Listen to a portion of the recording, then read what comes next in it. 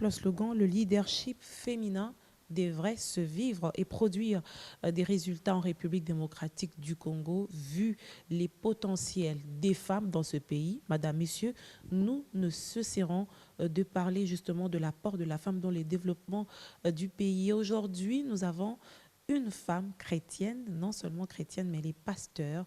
C'est avec elle que nous allons aborder ces sujets très importants pour nous femmes, mais aussi pour les hommes. Il s'agit bien sûr du pasteur Bia Ngandou. Béatrice, bienvenue, maman pasteur. Merci beaucoup. Vous avez plusieurs casquettes. Vous êtes en même temps femme politique, vous êtes femme entrepreneur, vous êtes conférencière, vous êtes pasteur, autant de casquettes en une personne. Expliquez-nous comment ça s'est passé pour que vous en arriviez là. Waouh. Merci. Je sais que c'est une histoire de toute une vie. Hein? Toute une vie. Toute une vie. Merci d'abord de m'avoir invité. Je porte plusieurs casquettes, comme vous venez de le dire. Je me suis mariée à 26 ans et déjà, quand j'étais encore aux études, je sentais beaucoup de choses qui bouillonnaient en moi. Et après mon mariage, je me suis dit, je vais travailler. J'ai commencé à travailler, comme j'avais fait des études, j'ai commencé à travailler. Et c'est pendant que j'étais en train de travailler que nous avons dû partir de Kinshasa pour Mbuji-Mayi, mon époux et moi. Et c'est là, vu cet environnement-là dans lequel nous nous sommes retrouvés, la vie que la femme était en train de mener, la vie que les jeunes étaient en train de mener, qui m'a fait comprendre le rôle que je pouvais jouer dans la vie de ces personnes. Alors, ça a créé un déclic en vous? Ça a créé un déclic parce que j'étais déjà pasteur et je gérais beaucoup de personnes dans les églises que je dirigeais là-bas. Et ça m'a permis de découvrir comment est-ce que ces femmes vivaient, quelles étaient les difficultés auxquelles elles étaient confrontées. Et, les difficultés liées à la culture. Pas seulement, c'est vrai, liées à la culture, liées à l'environnement. La coutume. La coutume, beaucoup. C'est vrai, moi je suis partie à Mbuji-Mayi avec beaucoup de difficultés en tant que pasteur. Et j'avais dit à mon apôtre à l'époque, mais vous m'envoyez dans un environnement où on dit à la femme de se taire. Et le travail que je dois aller y exercer, c'est un travail où je dois prêcher l'évangile, je dois être au contact des hommes et des femmes et parler. Et là, on interdit à la femme de parler. Et donc j'ai d'abord été butée à cela. À cette difficulté-là. À cette difficulté où on te dit la femme doit rester à la maison, être soumise à son mari, elle ne peut pas prendre la parole devant les hommes. Et c'est qui cette femme qui vient pour, soi-disant, se tenir devant la chair qui est strictement réservée aux hommes, mais elle sort de quel milieu? Et donc ça a été vraiment le plus grand combat. Le plus grand combat, parce que le fait de demander à la femme de se taire, elle n'a pas pu développer tout ce qui est en elle. Elle n'a pas pu développer les capacités, les potentialités qui étaient en elle. Et le message du renouvellement de l'intelligence, du changement de mentalité que nous avions apporté, c'était justement pour non seulement que les hommes se relèvent, mais aussi que les femmes se relèvent et sortent des stéréotypes. Est-ce que ces hommes ne vous ont pas pointé du doigt de venir révolter à leurs femmes, considérées des femmes soumises? En fait, la soumission, si ça dépend au fini, ça dépend de l'entendement. Voilà, maman, ça dépend vraiment de l'entendement. En fait, on m'avait surnommé, je vais le dire en Chiluba, pasteur Oudjou Tombo là-bas, comme pour dire, elle vient pour révolter nos femmes.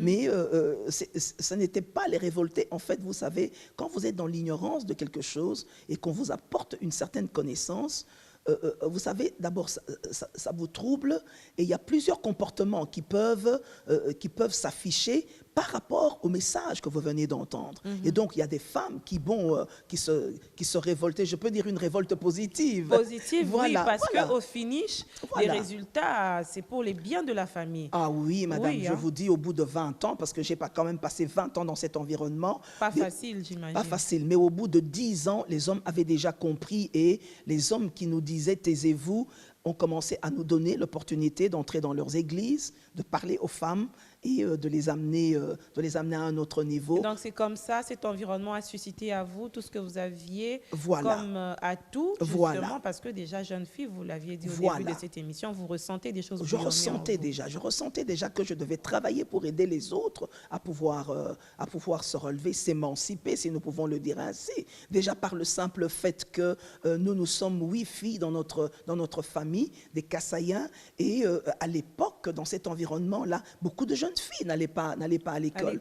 Voilà. Mais nous, notre père nous a donné l'opportunité d'étudier, de faire un cursus normal, l'école primaire, les humanités, les études universitaires, secondaires. Et donc, c'était déjà un atout que nous avions. Alors, par rapport aux dans autres. cet environnement où la femme n'a pas cette bonne posture, on peut le dire ainsi, Oui. vous avez décidé de mettre en place une initiative pour réveiller des femmes à travers des conférences sur les leaderships féminins. Voilà. Okay. Et donc, déjà, dans l'église où j'avais été ordonné pasteur, parce que j'étais à Logos Rema, et mon père, l'archevêque Diamant Bob Kalonji, que je salue avec l'évêque Judith, et donc, en fait, eux, ils avaient découvert les potentialités qui étaient en moi. Le jour où je parle avec l'archevêque, je lui dis, voilà, je fais des songes, je me vois dans des stades. C'est mon grand-père, wow. Puisqu'il est père de mon papa spirituel. Ok. Et je lui dis, mais je me vois dans des stades en train de prêcher, les gens, les boiteux marchent, les aveugles voient. Il me dit, ma soeur, vous êtes appelée à un grand ministère de la proclamation de l'évangile et des miracles qui vont s'en suivre. Okay. Et c'était en 1995 quand il m'a dit cela, ici à Lupin, quand il habitait encore ici à Lupin. Et donc ça déjà, et il m'a dit, tu as déjà étudié, mais tu peux rentrer faire la théologie pour te permettre de canaliser. Et donc, déjà, lui, il a découvert les potentialités qui étaient en moi et il m'a boosté. Il m'a boosté. Et donc, chaque fois qu'il y avait un travail à l'église et que tout le monde ne voulait pas le faire, dès que je levais la main, il dit, Maman Béa va faire, Maman Béa va faire. Et donc, quand je suis partie, j'ai adopté cela. Chaque fois que, et nous avions mis en place déjà au niveau de Logos Rema les conventions des femmes fils de Dieu, à l'époque, c'était justement pour permettre à la femme de découvrir son identité, de découvrir de quoi elle est capable et de mettre ce potentiel-là en exergue. Et je suis rentrée justement avec... Est-ce que les choses ont évolué entre cette période et aujourd'hui? Vous avez enregistré quand même des avancées dans ces secteurs des droits des femmes qui étaient biaisés, les gens ont compris? Ah oui, moi je crois que, vous savez, la première chose que moi j'ai constatée, lorsque moi j'ai commencé à faire les conférences des femmes de gloire, parce que c'était ça pour susciter vraiment le leadership de la femme, la première chose que j'avais constatée, madame, c'est que quand j'ai donné la première, les gens ont écouté et il y a eu, j'ai compris qu'il devait y avoir des choses qui se bousculaient dans la femme de cet environnement. À la troisième conférence, il y avait des femmes qui ne savaient ni lire ni écrire, qui sont rentrés dans des centres d'alphabétisation, apprendre à lire, à écrire le Chiluba, le français. Il y en a qui s'étaient limités en première, deuxième CO, qui sont rentrés, qui étaient déjà des femmes mariées, des épouses. Elles sont rentrées, présenter des examens d'état comme autodidactes, et j'en ai plusieurs qui sont aujourd'hui des licenciés. Je connais même des épouses de certains pasteurs dont les églises disaient la femme doit se faire, la femme doit rester de l'autre côté, et leurs épouses sont rentrées aux études, et il y en a qui sont en train aussi de terminer les études. Elles servent Dieu dans les églises de leur mari? Elles servent Dieu. Et j'en ai même une église où on interdisait vraiment à la femme de parler.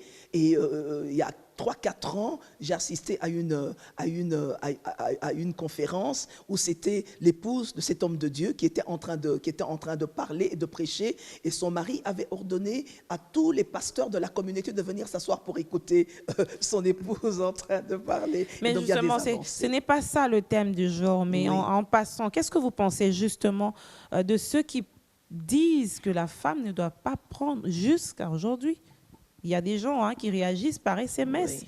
Même après cette émission, je pourrais vous faire lire. Il y a des gens qui sont très, très extrémistes. Bon, moi, je les appelle extrémistes, c'est par rapport à ce que moi, j'ai comme entendement. Mais eux aussi, ils restent convaincus de ce qu'ils pensent que la femme doit se taire, en référence, justement, à la parole de Dieu. Oui, je crois que c'est une mauvaise interprétation de la parole de Dieu. Parce que, c'est vrai, moi j'ai fait la théologie, mais il faut aussi comprendre que à l'époque où l'apôtre Paul a écrit certaines choses, vous savez, quand vous prenez un verset, vous le sortez de son contexte, vous allez en faire un prétexte pour nuire justement à une certaine catégorie de personnes que sont les femmes. Et je crois que déjà dans 1 Corinthiens 14, 39, ce passage-là a été aussi mal interprété. Ce passage fait référence à la prophétie.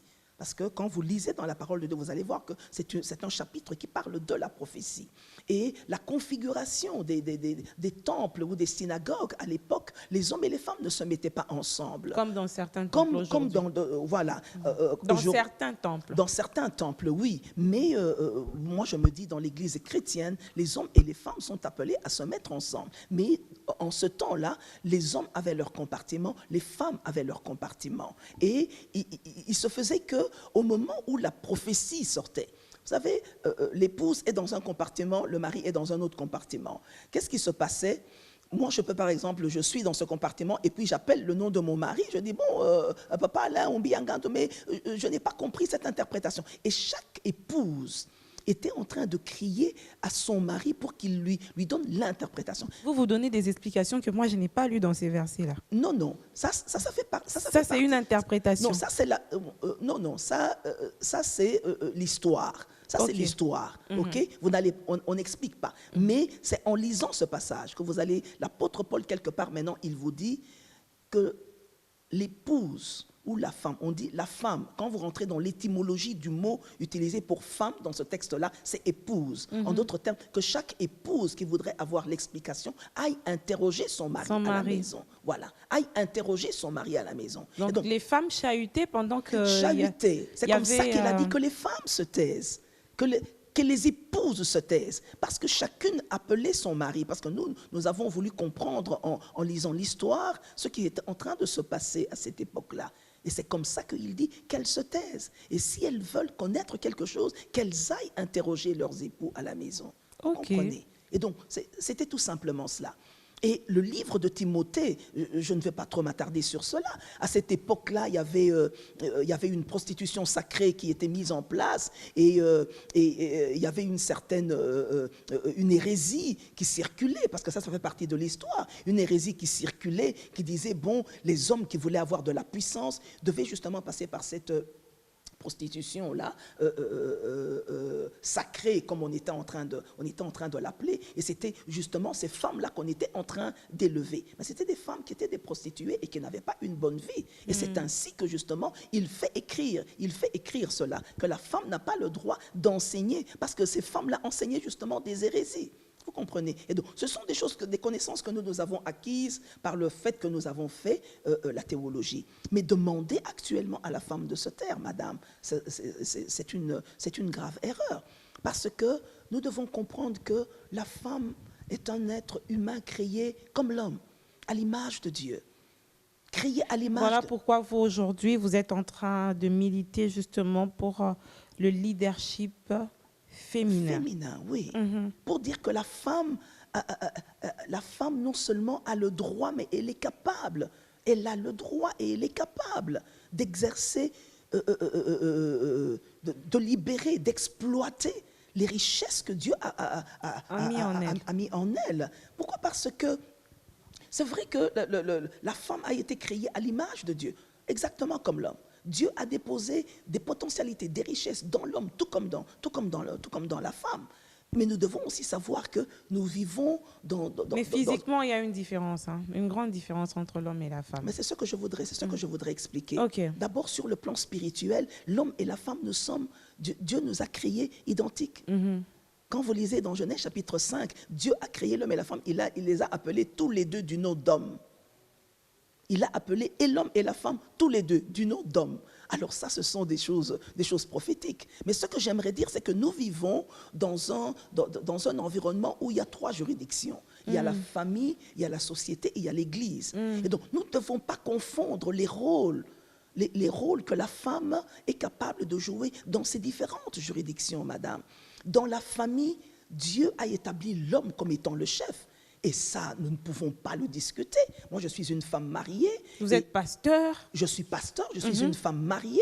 Mais dans ma maison, j'ai un chef qui est mon mari, qui est mon époux, à qui je dois respect, à qui je dois amour, à qui je dois soumission. Mais lorsque moi, en tant que pasteur, lorsque nous sortons de cette juridiction et que nous allons dans la juridiction église, par exemple, où moi je suis ordonné pasteur, mais mon mari m'appelle pasteur. Vous comprenez? Il m'appelle pasteur. Ça ne le diminue en rien. C'est une fonction. Ça ne le diminue en rien. Et dans la société? Et dans la société, voilà. Et dans la société, nous avons des femmes qui sont des ministres, qui sont des PDG d'entreprises. Et donc, qui ont en dessous d'elles des hommes qui sont appelés, des hommes et des femmes, qui sont appelés à respecter, à avoir de la considération pour cette femme. Et donc, vous comprenez qu'on ne va pas dire à une femme qui est PDG de se taire.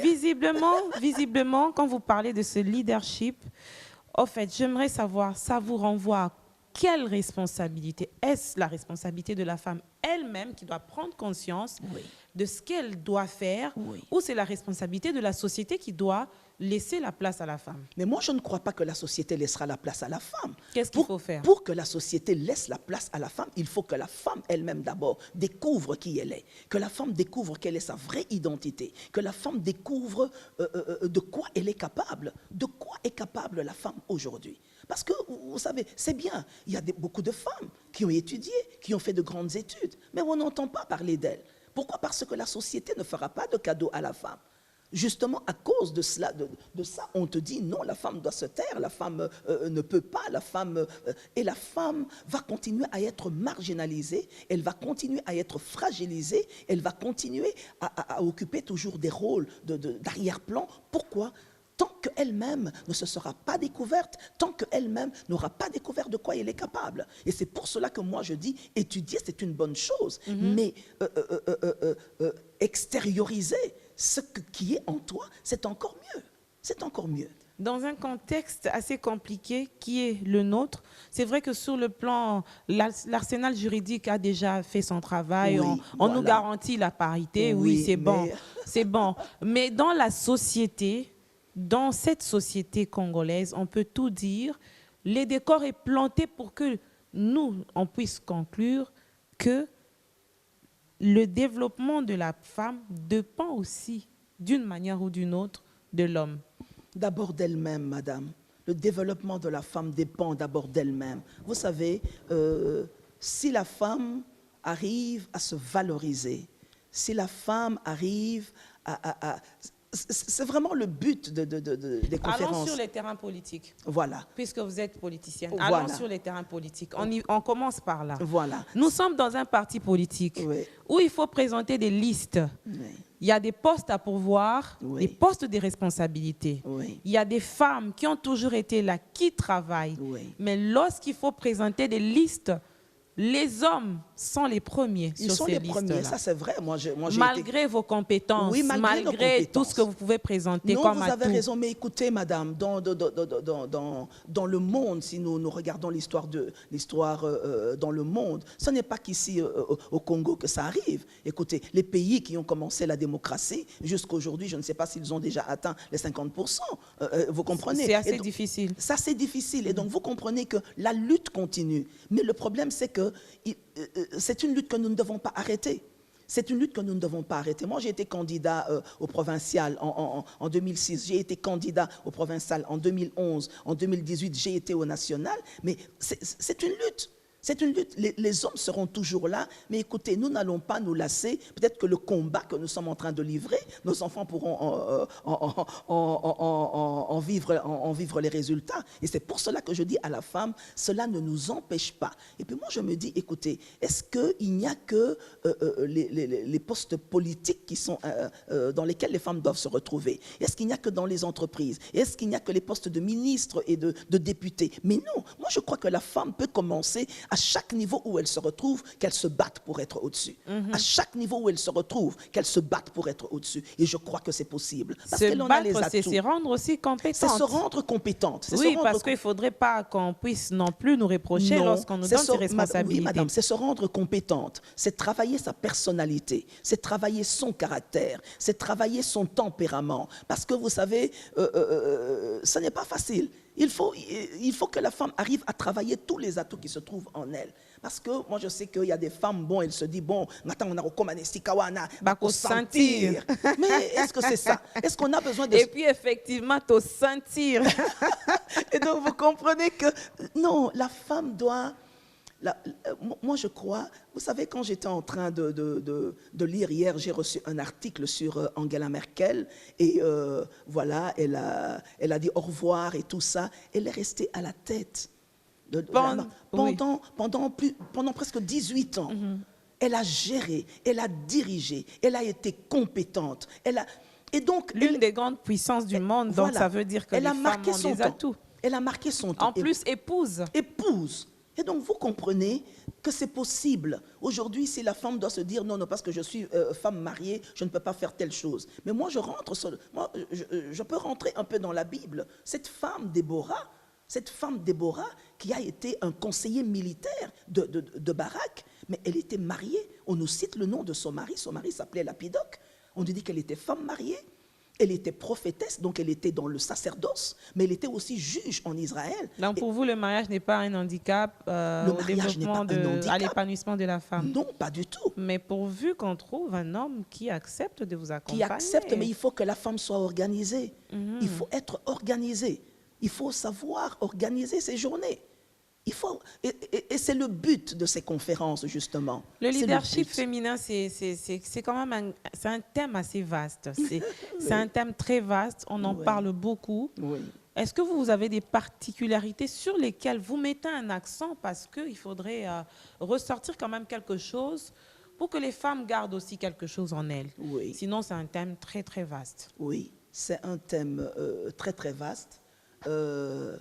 Moi, quand je parle de leadership, je suis en train de stimuler la femme à devenir active, à devenir coactif aux côtés des hommes. Parce que nous sommes dans un environnement où on ne peut pas ne pas travailler aux côtés des hommes. Et ce que moi je dis à la femme, c'est que partout où tu te retrouves, s'il y a des hommes à tes côtés, il faudrait que tu arrives à démontrer de quoi tu es capable, en étant un modèle, en étant une référence. Certains vont vous dire de manière assez banale, hein, oui. Il y a des gens, il y a des femmes qui existent comme ça, et elles sont nombreuses dans la société. Et je trouve ça triste. Je trouve ça triste, je trouve ça malheureux que Dieu ait perdu son temps à créer une personne qui n'est pas capable de développer quoi que ce soit en elle. Non, madame, ce n'est pas possible. C'est justement, nous, ce que nous sommes en train de faire, c'est vraiment réveiller la femme. Pour lui dire, mais réveille-toi. Regarde, il y a telle potentialité en toi. Il y a telle capacité en toi. Il y a tel atout qui est en toi. Aujourd'hui, moi, je me dis, vous savez... Vous visez quelle catégorie des femmes? Celles qui sont déjà actives ou... Non, nous visons vraiment toutes les catégories des femmes. Nous visons vraiment toutes les catégories des femmes. Vous savez, aujourd'hui, les hommes aimeraient bien se retrouver à côté d'une femme qui est capable de faire quelque chose, capable d'entreprendre quelque chose, capable d'être utile en dehors du fait que nous portons déjà des enfants, qui est un grand atout que Dieu nous a donné. Porter les enfants, les mettre au monde, les élever, les éduquer, c'est vraiment quelque chose de très bon. Prendre soin des époux. Prendre soin d'eux. Mais en dehors de cela, les hommes ont aussi besoin que les femmes apportent quelque chose dans les maisons. Qu'on apporte quelque chose. Et pour apporter justement cela, il faut être actif, madame. Il faut être actif. Et donc, le travail que nous sommes en train de faire, c'est de vraiment réveiller cette femme pour lui dire, c'est vrai, tu as déjà des enfants ou tu n'as pas encore des enfants, tu es encore une jeune fille, voilà, travaille tel caractère, travaille tel comportement, travaille tel tempérament, travaille telle chose. Moi, je vois dans la Bible, cette femme, Esther, c'était une jeune fille, mais on nous parle même de la préparation qu'elle a dû à subir pour pouvoir se retrouver à la royauté. Et donc, tu ne peux pas te retrouver élevé quelque part sans qu'il y ait une préparation. Une préparation, sans tout à qu'il y ait fait. une préparation. Et la préparation peut être spirituelle, la préparation peut être éducationnelle, la préparation peut être environnementale, la préparation peut être vraiment de divers ordres. Mais il faut cette préparation. Donc, vous êtes dans ce travail de Moi, préparation. je suis dans ce travail de préparation. C'est un grand défi, hein? C'est un très grand défi, madame. Les difficultés que vous rencontrez, c'est quoi? Waouh, non. En fait, les difficultés que nous rencontrons par rapport au travail que nous faisons, c'est d'abord l'incompréhension. C'est l'incompréhension parce qu'il n'y a pas que les hommes qui ne nous comprennent pas, il y a aussi beaucoup de femmes qui ne nous comprennent pas. Mais bon, c'est encore grave quand on ne comprend pas, c'est que l'on doit comprendre pour devenir utile. Voilà. C'est grave. Non, C'est mais- l'ignorance, non? C'est l'ignorance. Mais écoutez, madame, lorsqu'on vous a matraqué avec certains enseignements, lorsqu'on vous a matraqué avec certains slogans, moi, c'est Kogi Kotongambo Kate, moi, si Esengele Zalana Semaya Mobali, moi, si Azana Mayelete, moi, C'est aussi la Mobali- femme elle-même qui a inculqué ça dans la société. Oui, mais écoutez, Ah oui, hein. mais le travail que nous faisons, vous savez, Le côté éducationnel, la responsabilité revient à la femme. Parce que quand vous Oui. éduquez un homme et une fille et un garçon à la maison, ce sont des exemples assez, oui, des petits exemples, Oui. et que vous dites à la fille que c'est elle qui doit aller à la cuisine et les garçons doivent aller Oui. jouer au foot, oui. quand même déjà vous inculquez une certaine discrimination dans la vie de vos enfants au Mais niveau de la justement- famille. Mais justement, c'est ce genre d'éducation que nous sommes en train de combattre. C'est ce genre d'éducation que nous sommes en train de combattre. Vous savez, l'être humain est comme un ordinateur. On a inséré un programme. Et c'est un programme qu'on a inséré pendant des années. Mais si on veut insérer un nouveau programme dans cette machine, il faut d'abord sortir celui qui est là. Faut Et donc, formater. le putting, voilà. Et donc, nous, on appelle ça le putting off et le putting on. On, Mais ok. alors, imaginez-vous, le putting off, c'est le plus grand travail. C'est ce qui C'est le renvoie plus au grand changement travail. de mentalité. Voilà, voilà. Un secteur dans lequel aussi vous êtes très active. Oui. On va certainement vous voir dans les jours à venir. Et la conférence, vous l'organisez quand sur le La leadership à conférence- Kinshasa? Les femmes Oui. de Kinshasa aussi doivent bénéficier de cette connaissance, n'est-ce pas? Ah oui, la conférence, c'est du 17 au 20 février, donc c'est déjà dans 2 semaines. Ce sera de 14h30 à 18h30. Ce sera dans la salle Falbob à Bandal sur Bacayao. Ok. Et ce sera pendant 4 jours. Je ne travaillerai pas seule, je vais travailler avec 2 autres femmes leaders de la ville. Et, Des femmes pasteurs aussi? elles sont servantes de Dieu. Servantes Elles sont de Dieu. servantes de Dieu, mais Ok. elles font aussi un grand travail par rapport au leadership de la femme. Qu'est-ce que vous attendez de la femme concrètement, de manière concrète? Qu'on ne parle pas beaucoup, qu'on passe aux actions, parce que les conférences, on en a eu, Oui. les ateliers, on en a eu, les Oui. séances de sensibilisation, on les aura toujours. Qu'est-ce Oui. que vous vous attendez de la femme congolaise aujourd'hui? Ce que nous attendons de la femme congolaise aujourd'hui, c'est qu'elle s'implique dans le développement de cette nation. Dans nos familles, parce que moi je suis en train de me dire, dans nos familles, dans nos maisons, on nous a déjà beaucoup enseigné, éduqués. Dans l'église, nous avons des départements de femmes, où c'est là où on vient vous apprendre comment s'occuper du mari, comment laver les habits, comment dresser la table. On ne va pas organiser une conférence comme ça pour aller apprendre à la femme de comment s'occuper de son mari. Dans ces conférences, nous venons pour demander à la femme de s'impliquer dans le développement de la nation. S'impliquer dans le développement de la nation, ce n'est pas seulement devenir ministre, devenir député et tout ça. Non, ça commence vraiment à la base. Et ça commence par le renouvellement de la mentalité. Ça commence par un changement de mentalité. S'aligner sur la parole de Dieu. Qu'est-ce que la parole de Dieu dit par rapport à toi, femme, sur ton apport dans cet environnement? Et une femme maraîchère, elle peut s'impliquer dans le développement de la nation. Une femme qui fait le commerce, elle peut s'impliquer dans le développement de la nation. Une femme entrepreneur comme moi j'ai une entreprise.